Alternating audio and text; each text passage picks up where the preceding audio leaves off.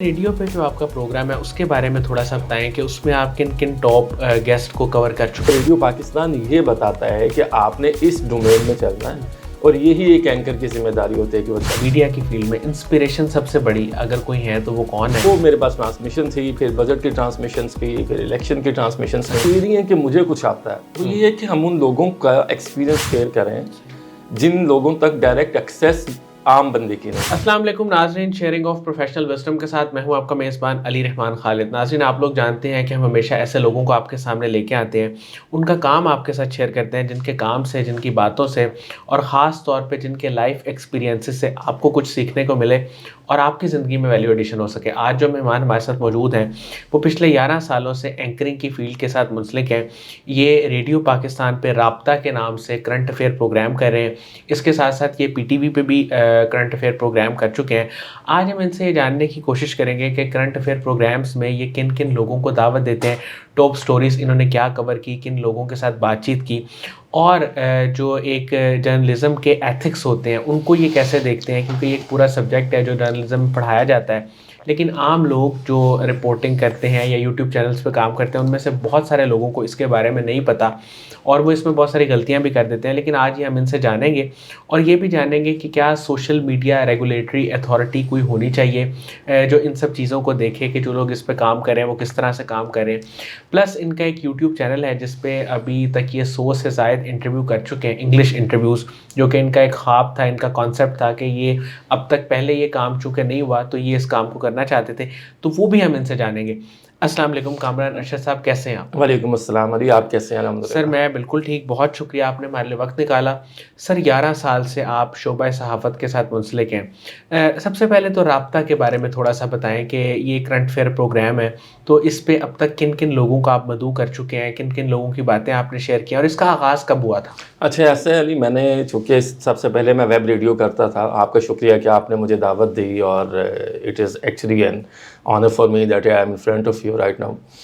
تو سین یہ تھا کہ میں بہت زیادہ شائع تھا، مجھے بولنا نہیں آتا تھا. تو میری جو بہن ہے وہ بھی ریڈیو پاکستان سے انگیج ہے اور وہ براڈ کاسٹر ہے پاکستان میں، ایوارڈ ونر بھی ہے وہ پاکستان کی. اس نے مجھے ایک دن کہا کہ وائی ناٹ اینکرنگ، آپ اینکرنگ فیلڈ میں آئے ہیں، آپ اچھا بولتے ہیں، میں اس سے بڑا ہوں تو آپ کو سوچنا چاہیے. اچھا، میں بڑا شائع تھا، میں نے کہا نہیں، تو میں نے ویب ریڈیو سے اس کا آغاز کر دیا. صحیح.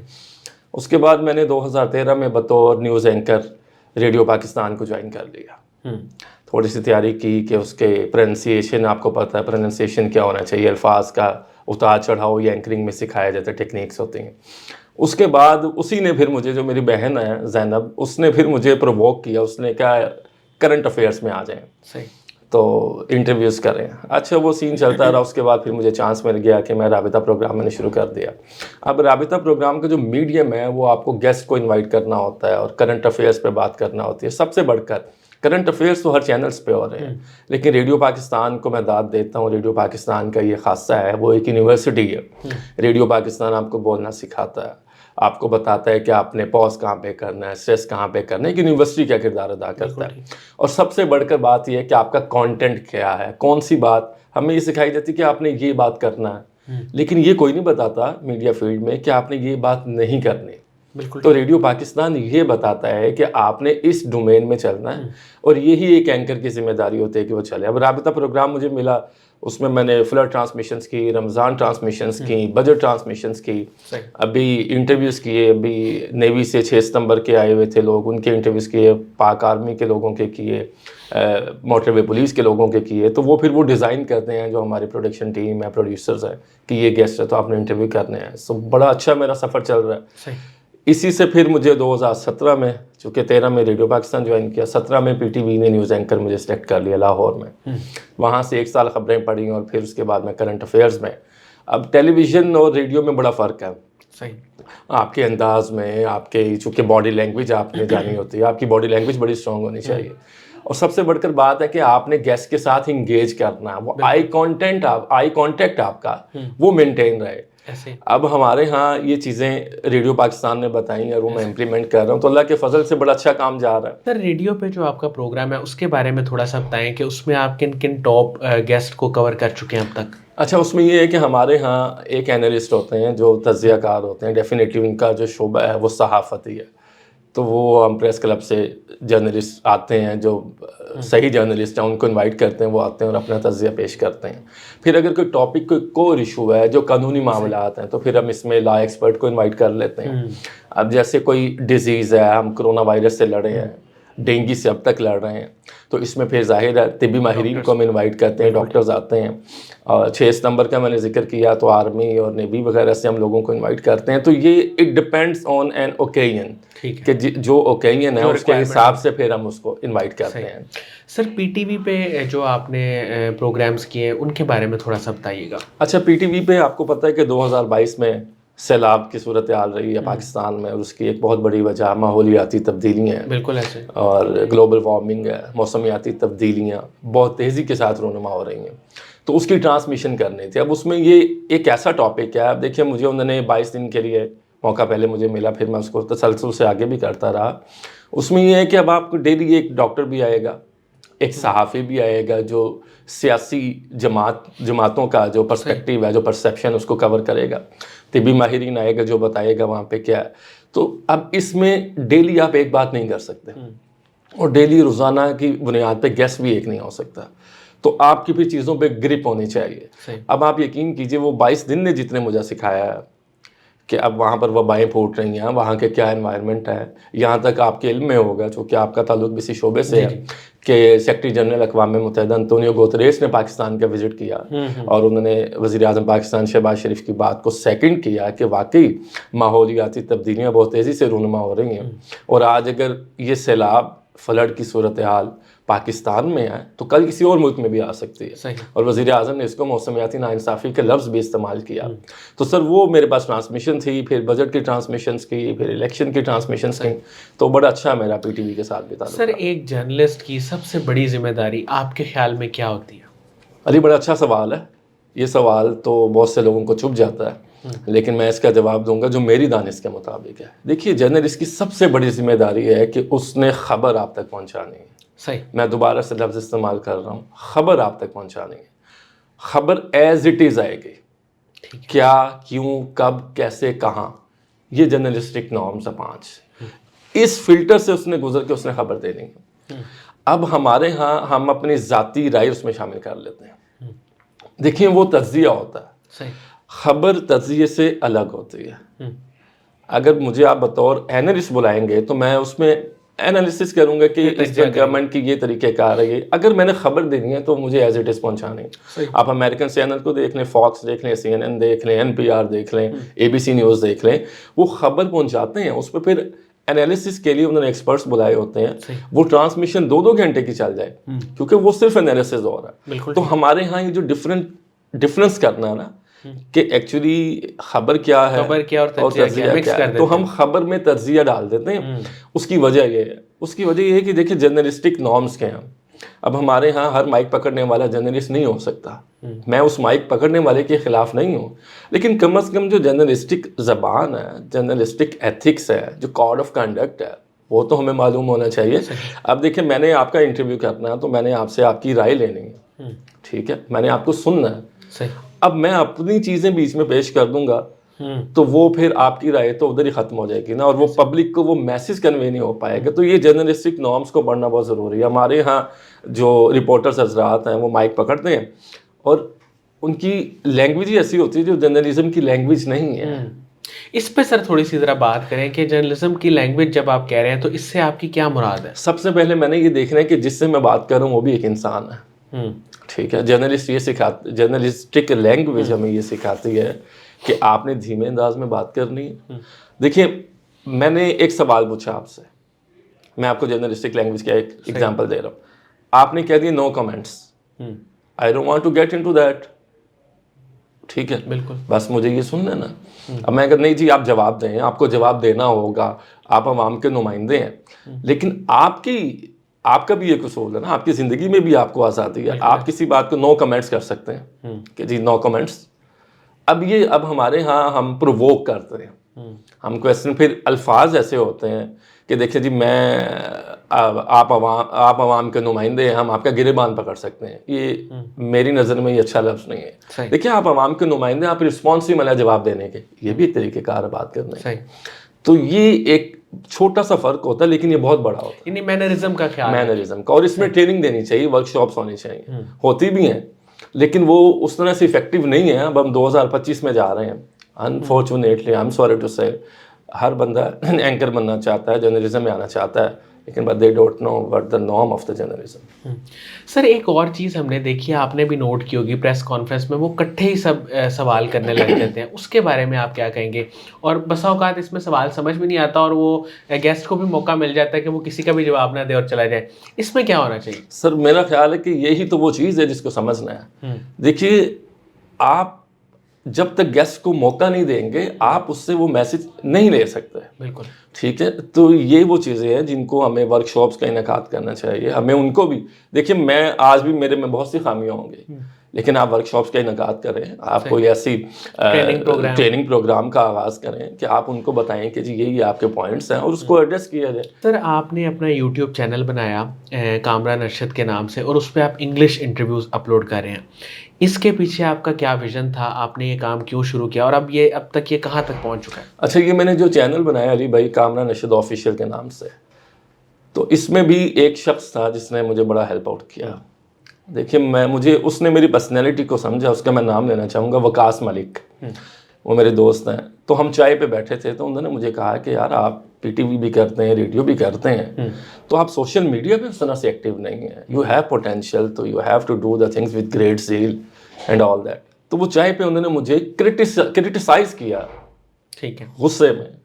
تو ان کو میری پرسنالٹی یہ سمجھ آئی کہ کرٹیسزم جو ہے نا ان کو اٹھاتا ہے. ہر بندے کی ایک عادت ہوتی ہے کہ آپ کچھ لوگ دوسروں کے ایکسپیرینس سے سیکھتے ہیں, کچھ لوگ سر پہ بڑھ کے کام کر رہے ہوتے ہیں, تو کچھ لوگوں کو جب کرٹیسائز کیا جائے, پروڈکٹیو کرٹیسزم, ٹھیک ہے, تنقید برائے تنقید نہیں, تنقید برائے اصلاح ہو, تو وہ کیا جائے تو اٹھتے ہیں. تو I was one of them. تو انہوں نے مجھے کہا کہ آپ اس فیلڈ میں آئیں, یوٹیوب چینل بنائیں, اور میں ان کا بڑا شکریہ ادا کرتا ہوں اس پروگرام میں بھی وقاص ملک کا کہ انہوں نے مجھے یہ کہا. میری سسٹر جس کا میں نے ذکر کیا وہ پرووک کرتی رہی. اچھا, میں نے شروع کیا پروگرام صرف ایک انالیسس کرنے کے لیے پولیٹیکل سچویشن پہ اردو میں. میں نے یہ فیل کیا علی بھائی کہ پاکستان میں انگریزی انٹرویوز نہیں ہو رہے. بہت سے لوگ بہت فیلڈز میں موجود ہیں لیکن وہ ان کو موقع نہیں مل رہا, ان تک اپروچ نہیں ہو رہی. ایک لینگویج بیریئر بھی ہوتا ہے. تو میں نے کہا کہ میں نے یہ کام کرنا ہے, اور الحمدللہ میں نے کل تک 112 انٹرویوز ریکارڈ کر لیا. اور جو میرا ٹارگٹ ہے, وہ کہتے ہیں کہ اگر آپ نے کہیں جانا ہے, کراچی جانا ہے, تو پھر مجھے کراچی والی روڈ پہ جانا ہوگا نا. اگر میں پشاور کی روڈ پہ جاؤں گا تو کراچی نہیں پہنچ سکتا. تو میں نے ٹارگٹ رکھا, ابھی میرا ٹارگٹ ہے کہ میں نے 1000 انٹرویوز کرنے ہیں. تو الحمدللہ 112 انٹرویوز میں کر چکا ہوں 5 سے 6 ماہ میں. تو انشاءاللہ تعالیٰ آگے بھی میں یہ کروں گا. تو اس کا جو پرپز ہے وہ یہ نہیں ہے کہ مجھے کچھ آتا ہے, وہ یہ ہے کہ ہم ان لوگوں کا ایکسپیرینس شیئر کریں جن لوگوں تک ڈائریکٹ ایکسیس عام بندے کی نہیں ہے. ممکن ہے میرا جو پرپز ہے وہ یہ ہے کہ ممکن ہے کسی ایک بندے کی زندگی کسی کے کچھ کہنے سے, سننے سے یا دیکھنے سے بدل جائے, تو میں سمجھوں گا کہ کامران نے اپنا کام کر دیا. سر میڈیا انڈسٹری کے بارے میں ایک چیز بہت مشہور ہے, جو وہاں پہ کام کرتے ہیں وہ بھی وقتاً فوقتاً یہ بات بتاتے رہتے ہیں کہ وہاں پہ تنخواہیں آج کل وقت پہ نہیں ملتی, اور اوور آل میڈیا جو ہے وہ اس طرح سے پے بھی نہیں کرتا جس طرح سے پے کرنا چاہیے. اس کو آپ کیسے دیکھتے ہیں اور اس کی وجہ کیا ہے؟ اس کی بہت ساری وجوہات ہیں. دیکھیے کچھ وجوہات تو ایسی ہیں کہ پر جلتے ہیں, صحیح, لیکن میں اپنی دانش کے مطابق تو بات کروں. دیکھیے ایک بندہ جو آپ کے لیے کام کر رہا ہے اس کے پیچھے گھر بھی ہے, اس نے گھر بھی چلانا ہے. ایک بات, دوسری بات یہ کہ جب ہم کسی چیز پر خاموشی اختیار کر لیتے ہیں نا, ہم یہ کہتے ہیں کہ آج تو زلزلہ آ گیا, وہ ساتھ والے گھر میں آیا, ہم بچ گئے, ٹھیک ہے, اور جس کے ساتھ آیا اس پہ جو قیامت ٹوٹی ہے, ہم اس کو صرف فارمیلٹی کے لیے ایک لفظ بولتے ہیں, سمپتھی کرتے ہیں, ایمپتھی بھی نہیں کرتے. حالانکہ ایمپتھائز کرنا چاہیے کہ اگر یہ وقت اس پر آیا ہے تو مجھ پر بھی آ سکتا ہے. ایمپتھی یہی ہے نا. تو ہم ایڈجسٹ کرتے ہیں چیزوں کو, اور یہیں سے کام شروع ہو جاتا ہے. برائی کی بات میں کہہ رہا ہوں, کسی بھی آپ کہیں پہ کوئی ظلم ہو رہا ہے تو اللہ کا تو فرمان ہی بڑھا سکتا ہے. قرآن تو اصول بتاتا ہے, قرآن نے 5 اصول بتا دیے نا کہ اس کے نیچے جتنی برانچیز ہیں ان سے بھی آپ نے بچنا ہے. حق تلفی بھی اس میں ہے کہ میں صرف ابھی حق تلفی میں جا رہا ہوں. تو یہ حق تلفی ہے کہ اگر کسی کو سیلری نہیں مل رہی تو جن کو مل رہی ہے وہ اس پر خاموشی اختیار کر لیں, اور وہ پالیسی میکر بھی ہیں. تو جب ہم کسی چیز پر آواز نہیں اٹھاتے تو لوگ یہ سمجھتے ہیں کہ یہ ایڈجسٹ ہو گئے ہیں. صحیح. تو اس میں ہمارا ہی قصور ہے کہ اگر ہمارے کسی بھائی کے ساتھ کوئی سیلری ایشو ہے, کوئی پرسنل پرابلم ہے, so we have to address him on behalf of him that he is actually suffering a problem. صحیح. What is a solution for that. تو یہ خاموشی, جہاں پر خاموش نہیں رہنا چاہیے وہاں پہ ہم خاموش ہو جاتے ہیں, اور جہاں خاموش رہنے کا حکم ہے وہاں ہم باتیں کر رہے ہوتے ہیں. مسجد خاموش رہنے کی جگہ, آپ وہاں جائیں, آپ کو وہاں پر سیاسی تجزیہ کار بھی ملیں گے, مسجد میں بیٹھ کے بات کر رہے ہوں گے. تو یہ میرا ایک مسئلہ ہے کہ ہم چونکہ ایڈجسٹ کر جاتے ہیں تو پھر وہ چیزیں ہاتھ سے نکل جاتی ہیں. سر, آپ کی زندگی میں 11 سال کے پروفیشنل کریئر میں اور ویسے بھی میڈیا کی فیلڈ میں انسپریشن سب سے بڑی اگر کوئی ہے تو وہ کون ہے, اور فیملی نے آپ کو کتنا سپورٹ کیا اس سارے سفر میں؟ اچھا, سب سے پہلے تو میں اپنے پیرنٹس کا شکریہ ادا کرتا ہوں. دیکھیے, اللہ تعالیٰ کے بعد والدین آپ کے ساتھ بڑے اخلاص اور خلوص کے ساتھ چل رہے ہوتے ہیں, اور ان کی دعائیں تو ہوتی ہیں, اور وہ آپ کو کامیاب بھی دیکھنا چاہتے ہیں. والدین میں سے والد وہ شخص ہوتا ہے جو اپنے سے زیادہ اپنی اولاد کو آگے کامیاب دیکھنا چاہتا ہے, تو ان کی انسپریشن تو رہی ہے. پھر میری بہن, وہ آج بھی مجھے پرووک کرتی ہے, ابھی بھی اسی نے مجھے تیار کروا کے بھیجا, اس نے کہا جائے. تو اس کا, میں زینب کا میں نام لینا چاہوں گا کہ میرے لیے رول ماڈل وہی تھی, کیونکہ ریڈیو فیلڈ اس نے جوائن کیا تھا. اس نے یہ تلاش کیا کہ بھائی کے اندر یہ پوٹینشیل ہے تو میں نے ان کو اس طرف لے کر آنا ہے, تو وہ میرے لیے رول ماڈل بھی رہی. اور وہ ایک بات میں اور مینشن کرنا چاہوں گا, میرا چھوٹا بھائی ارسلان. دیکھیے, جب میں نے کیریئر کا آغاز کیا تو ظاہر ہے گھر چلانے کے لیے آپ کو فائنینشیلی بھی اسٹرانگ ہونا پڑتا ہے. ایون میں ابھی تعلیم حاصل کر رہا تھا, ماسٹرز ان میس کمیونیکیشن, تو اس نے سارے گھر کو رن کیا. آج بھی وہ فلی سپورٹ کر رہا ہے ارسلان, کیونکہ میں بھی کہہ رہا ہوں, لیکن جو اس کا کردار ہے تو میں اس کا بھی نام یہاں پہ مینشن کرنا چاہوں گا کہ وہ میرا چھوٹا بھائی ہے, لیکن اس نے چھوٹا ہو کر بڑے ہو کر رول ادا کیا. تو یہ انسپریشن گھر سے ملی ہے. ایک وہ میرے دوست وقاص ملک جن کا میں نے نام لیا, ان سے ملی ہے. پھر مجھے ریڈیو پہ چانس مل گیا, وہاں کے لوگ بہت اچھے ہیں, ٹرسٹ کرتے ہیں. میرے پروڈیوسرز بہت اچھے ہیں, جاوید علی شاہ, فیاض حسین جعفری. میرے ٹیچرز ہیں وہاں پہ, نوشین نقوی صاحبہ ہیں, حامد ولید صاحب ہیں, جن سے میں نے سیکھا ہے, تو ابھی بھی سیکھ رہے ہیں آپ جیسے لوگوں سے.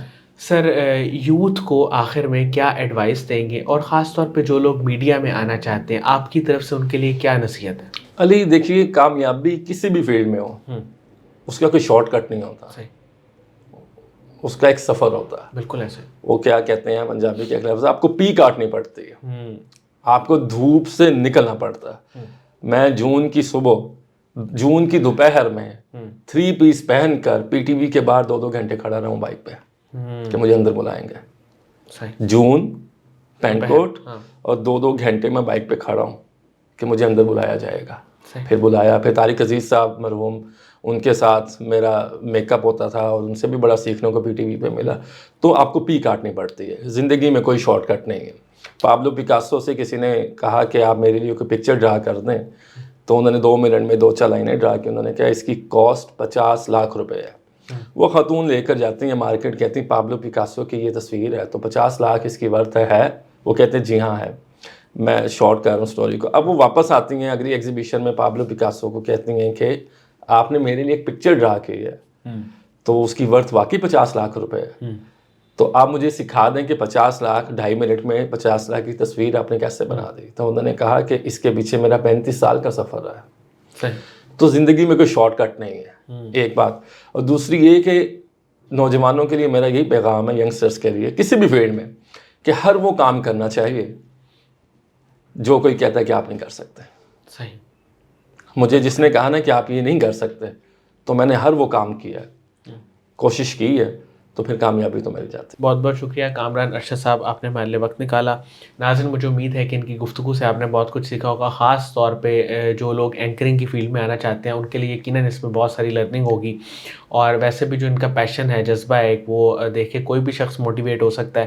اس کے ساتھ ہی اجازت دیجیے, اپنا بہت ہی خیال رکھیے گا. انشاءاللہ دوبارہ حاضر ہوں گے ایک نئے انٹرویو کے ساتھ. تب تک کے لیے اللہ حافظ.